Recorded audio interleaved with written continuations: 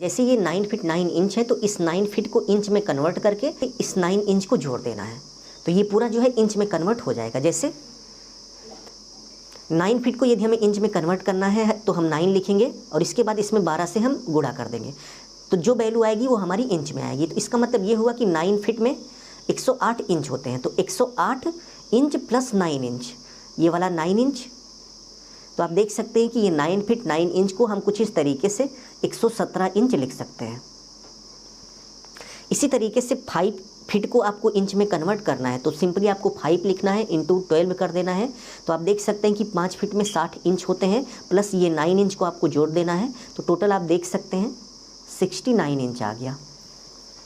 Next इस 1 feet 7 inch को हमें इंच में कन्वर्ट करना है, तो 1 लिखकर 12 से गुणा कर देंगे, तो आप देख सकते हैं कि 12 आया, प्लस 7 कर देंगे, तो 1 फीट 7 इंच का मतलब 19 इंच हो गया। ठीक है, तो इसी तरीके से सभी वैल्यू को आपको इंच में कन्वर्ट कर लेना है। इंच में कन्वर्ट करने के बाद नेक्स्ट स्टेप में आपको वैल्यू निकालना है, यानी कि आयतन निकालना है।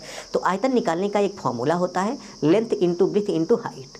तो आप देख सकते हैं कि यहाँ पर ट्रैक्टर ट्रॉली की हमें लेंथ भी पता है, ब्रेथ भी पता है और हाइट भी पता है, यानी कि लंबाई, चौड़ाई और ऊंचाई का हमें गुणा करना है, जो कि हमें तीनों पता है। तो सबसे पहले यदि हम लेंथ की बात करें तो 117 इंच यानी कि 117 इंच हो गया, इंटू ब्रेथ यानी कि ट्रैक्टर ट्रॉली की चौड़ाई 69 इंच है, यानी कि 69 इंच है, इंटू हाइट। तो आप देख सकते हैं कि ट्रैक्टर ट्रॉली की हाइट जो है वो 1 फीट 7 इंच है, इसको हमने इंच में कन्वर्ट किया तो टोटल 19 इंच आया, तो हम यहाँ पर 19 लिख देंगे। अब सभी का गुणा करके हम 1728 से भाग दे देंगे। हम 1728 से इसलिए भाग दे रहे हैं कि ये सभी वैल्यू इंच में है। इंच से हमें जब क्यूबिक फीट में किसी भी चीज़ को कन्वर्ट करना होता है तो हम 1728 से भाग दे देते हैं। और ट्रैक्टर ट्रॉली में जो रेत होती है वो क्यूबिक फीट में आकलन उसका किया जाता है, यानी कि क्यूबिक फीट में मापा जाता है। और यहाँ पर सभी वैल्यू इंच में है, तो जब हम इसका गुणा करेंगे तो क्यूबिक इंच में सारी वैल्यू आएगी। तो क्यूबिक इंच को जब हम फीट में कन्वर्ट करना चाहेंगे तो 1728 से हमें भाग दे देना पड़ेगा। तो चलिए हम यहाँ पर 1728 से भाग दे देते हैं, जिससे ये हमारी जो क्यूबिक इंच की वैल्यू है ये क्यूबिक फीट में कन्वर्ट हो जाए। तो सबसे पहले हम इन तीनों का गुणा करेंगे। तो गुणा करने के बाद आप देख सकते हैं कि 1,53,387 क्यूबिक इंच आ गया। तो चलिए हम इसको लिख लेते हैं, और इस क्यूबिक इंच को हमें क्यूबिक फीट में कन्वर्ट करना पड़ेगा। तो किसी भी क्यूबिक इंच को क्यूबिक फीट में कन्वर्ट करने के लिए हम 1728 से भाग दे देते हैं। तो चलिए 1728 से हम भाग दे देते हैं, तो हमें पता चल जाएगा कि ये टोटल कितना क्यूबिक फीट हुआ। तो भाग देने के बाद आप देख सकते हैं कि टोटल 88.76 क्यूबिक फीट आ गया। तो चलिए हम यहाँ पर लिख लेते हैं कि टोटल 88.76 क्यूबिक फीट।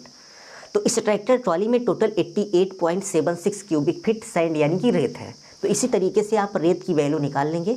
रेत की वैल्यू निकालने के बाद नेक्स्ट स्टेप में आपको सैंड का रेट निकालना है। तो सैंड का रेट निकालने के लिए जितना क्यूबिक फीट सैंड ट्रॉली में है उसको लिखेंगे। तो टोटल इस ट्रॉली में 88.76 क्यूबिक फीट सैंड है, और हमारे एरिया में 1 क्यूबिक फीट सैंड का जो रेट है प्रेजेंट टाइम में 75 रुपये पर क्यूबिक फीट के हिसाब से मिल रहा है। तो आपके एरिया में जो रेट है उसको आप कमेंट बॉक्स में कमेंट करके बताइए, और आप उसी से गुणा करिएगा, क्योंकि एरिया के हिसाब से सैंड का जो रेट है वो चेंज होता रहता है। तो आपके एरिया में जो रेट है आप उसी से गुणा करेंगे।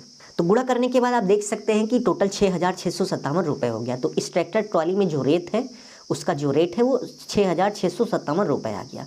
तो इसी तरीके से आप किसी भी ट्रॉली में कितनी सैंड है उसका कैलकुलेशन करके कितना रुपए का हुआ इसका कैलकुलेशन कर सकते हैं।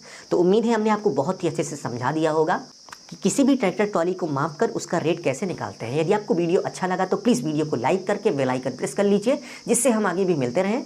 और इसके साथ साथ अपना ख्याल रखिए और अपने मम्मी पापा का अपने से भी ज़्यादा ख्याल रखिए। इसी भाव के साथ आप सभी से विदा लेते हैं। धन्यवाद।